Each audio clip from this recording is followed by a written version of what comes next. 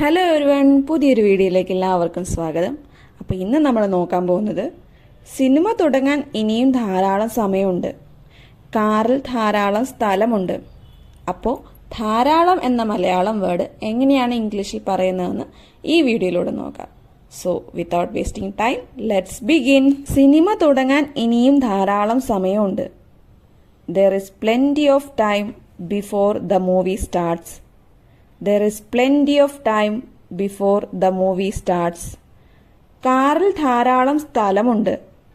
There is plenty of space in the car. There is plenty of space in the car. കിണറ്റിൽ ധാരാളം വെള്ളമുണ്ട്. There is plenty of water in the well. There is plenty of water in the well.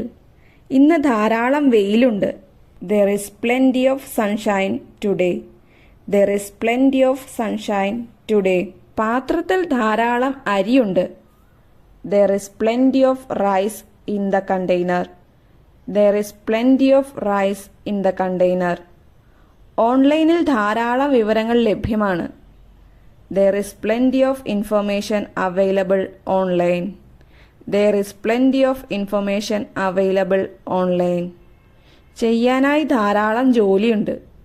There is plenty of work to be done. There is plenty of work to be done. ഈ മുറിയിൽ ധാരാളം വെളിച്ചമുണ്ട്. There is plenty of light in this room. There is plenty of light in this room. ഇവിടെ ധാരാളം അവസരങ്ങളുണ്ട്. There is plenty of opportunity here.